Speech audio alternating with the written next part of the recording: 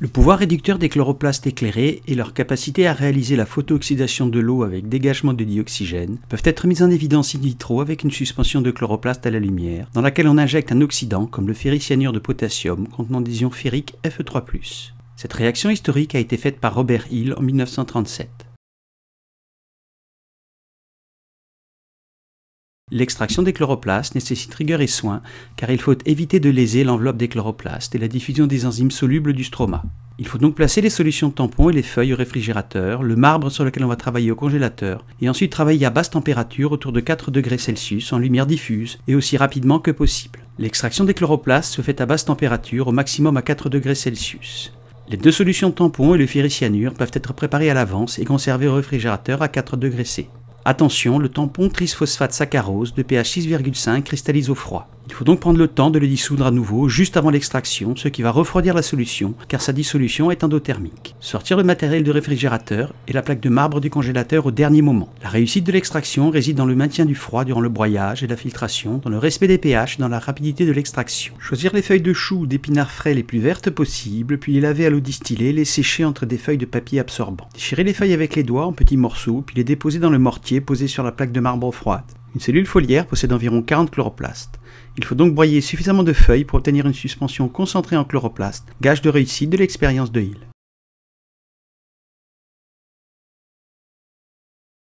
Versez 16,7 ml de tampon trisaccharose de pH 10,5, puis broyez énergiquement au pilon le mélange feuille-tampon, avec lors de l'écrasement une rotation de la main jusqu'à obtenir une pâte homogène verte, ce qui peut prendre quelques minutes. L'utilisation d'une solution tampon trisphosphate puis trisphosphate saccharose permet de stabiliser le pH et de consommer le CO2 disponible en le transformant en ion hydrogénocarbonate HCO3-. En effet, le CO2 est un acide faible et autour de pH 7 s'associe avec l'eau pour former des ions hydrogénocarbonate et des protons H+. Le tris-hydroxyméthylaminométhane, en captant les ions H+, favorise la réaction de consommation du CO2 et de l'eau, avec production d'ion HCO3-. Le CO2 consommé par cette réaction acide-base ne pourra pas être réduit et incorporé en glucides, ce qui empêche la phase sombre, découple la phase claire de la phase sombre et bloque la photosynthèse oxygénique. On peut donc considérer que la suspension de chloroplastes est sans CO2 disponible pour la phase sombre de la photosynthèse.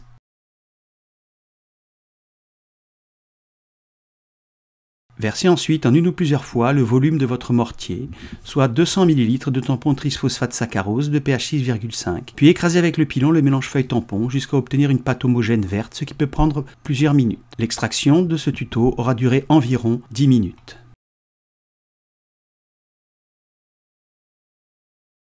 Poussez un morceau de coton hydrophile au fond de l'entonnoir, puis mappez avec 4 épaisseurs de gaz hydrophile. Filtrez ensuite le broyat foliaire sur la gaze et le coton au-dessus d'un Erlenmeyer ou d'un ballon. Comprimez ensuite la gaze et le coton pour l'essorer et recueillir le maximum de filtrat. Si le volume de votre mortier n'est pas suffisant, versez ensuite le deuxième tiers des 200 ml de tampon trisphosphate saccharose, puis poursuivre l'écrasement de la pâte avec le pilon. Filtrez le nouveau broyat et recommencez avec le troisième tiers de tampon. Entourez le ballon de papier d'aluminium pour protéger de la lumière la chlorophylle des chloroplastes extraite des cellules. Vérifiez ensuite le pH de leur suspension qui doit être de 6,5 à 7. Dans notre exemple, il est de 7,11. Attention, le filtrat se conserve au réfrigérateur et à l'obscurité doit être utilisé dans l'heure.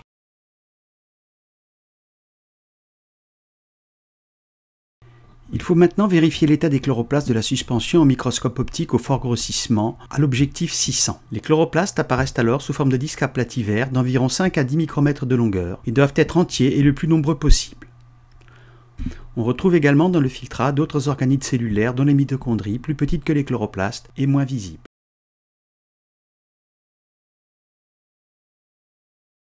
Les micrographies électroniques à transmission de chloroplastes montrent à partir d'un grossissement de 10 000 qu'ils ont la forme d'un disque aplati d'environ 2 à 10 micromètres de long en moyenne et de 1 à 2 micromètres d'épaisseur. Ces organites semi-autonomes sont entourés d'une double membrane formant l'enveloppe chloroplastique et caractérisés par la présence de nombreux sacs membranaires appelés thylakoïdes dans lesquels se trouvent des pigments dont la chlorophylle, les protéines des chaînes redox et les ATPases dont la sphère fait face au stroma.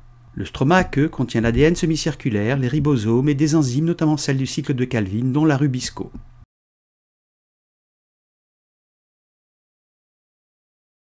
Robert Hill a fait son expérience en 1937 avec une suspension de chloroplaste extraite dans un tampon triphosphate, donc sans CO2 disponible, et en lumière continue, en injectant un oxydant artificiel, le ferricyanure de potassium, contenant des ions ferriques Fe3+. Ce réactif est appelé depuis réactif ou oxydant de Hill. Dans cette expérience de Hill, nous allons commencer à l'obscurité, faire une séquence obscurité-lumière avec injection à la lumière de ferricyanure de potassium.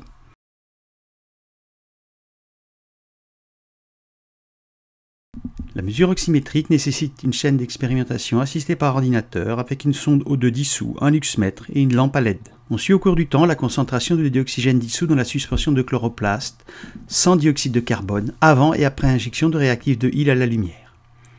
Paramétrer le logiciel d'acquisition pour une durée de 15 minutes et une mesure de la concentration de dioxygène dissous en milligrammes par litre. Préparer la seringue de 1 ml de réactif de Hill contenant du ferricyanure de potassium, donc des ions ferriques Fe3+, et la lampe LED froide à environ 5 cm de la fenêtre fermée.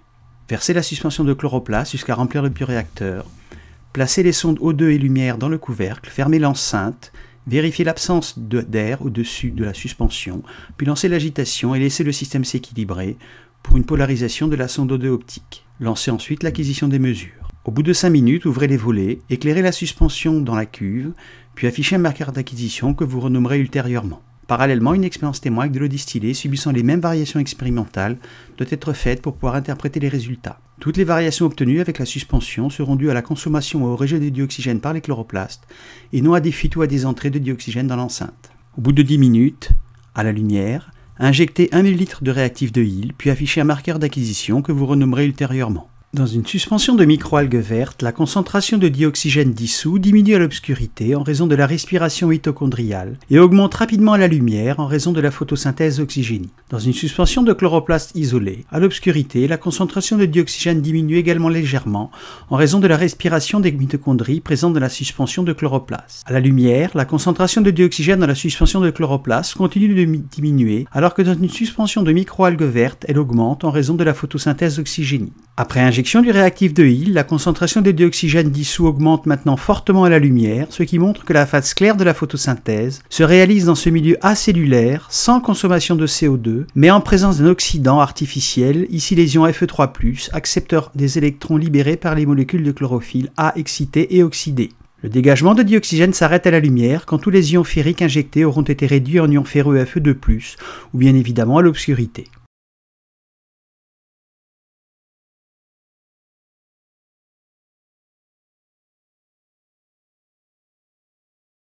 Cette expérience historique montre que la photosynthèse est globalement une oxydoréduction non spontanée, composée d'une phase claire de réactions photochimiques dépendantes directement de la lumière, avec photooxydation de l'eau produisant le dioxygène et réduction d'un accepteur naturel, couplée énergétiquement à une phase sombre de réactions biochimiques dépendantes indirectement de la lumière, avec réduction non spontanée de CO2 en glucides et oxydation de l'accepteur naturel.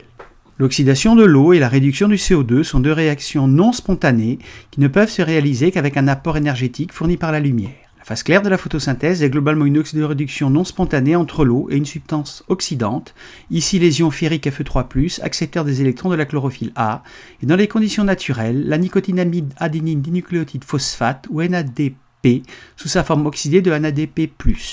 Cette expérience met en évidence, dans le schéma en Z de la photosynthèse, le fonctionnement du seul photosystème 2, basé sur l'excitation et l'oxydation de la chlorophylle A680, couplé à la réduction des ions ferriques Fe3+, du ferricyanure et à la photooxydation de l'eau, et montre que le dioxygène produit et dégagé provient de l'eau et non pas du dioxyde de carbone.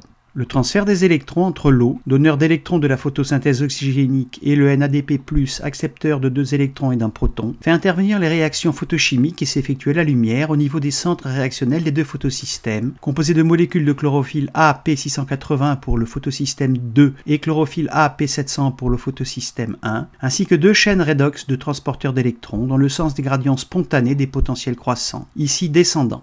C'est l'absorption des photons bleus et rouges par les chlorophylles P680 et P700 qui permet leur excitation puis leur oxydation et qui élève le niveau d'énergie et permet la réduction du NADP+ en NADPH2 et la photophosphorylation d'ADP en ATP. On le vérifie avec une solution brute de chlorophylle, naturellement de couleur verte, qui est éclairée par une lumière blanche ou mieux sous ultraviolet, émet une fluorescence rouge qui s'arrête dès l'ajout de l'oxydant de Hill contenant des ions ferriques Fe3+. Cette fluorescence ne s'observe pas dans une suspension de microalgues. L'extinction de la fluorescence confirme l'existence dans la phase claire de la photosynthèse de NADP+, oxydant accepteur naturel des électrons de la chlorophylle A excités et oxydés. Les deux molécules énergétiques NADPH2 et ATP produites par la phase claire seront ensuite consommées par la réaction biochimique de la phase sombre avec réduction du CO2 en glucose. Finalement, les végétaux verts et les algues sont capables, dans leur chloroplaste et à la lumière, durant la phase claire de la photosynthèse, de convertir l'énergie lumineuse en molécules énergétiques, nécessaires à l'incorporation du CO2 et à la biosynthèse de petites molécules organiques carbonées, précurseurs des glucides, lipides, protides et acides nucléiques. Cette photoautotrophie au carbone les place à la base des écosystèmes photodépendants, qui dépendent tous des chloroplastes de leur capacité à réaliser la photosynthèse de glucides à la lumière.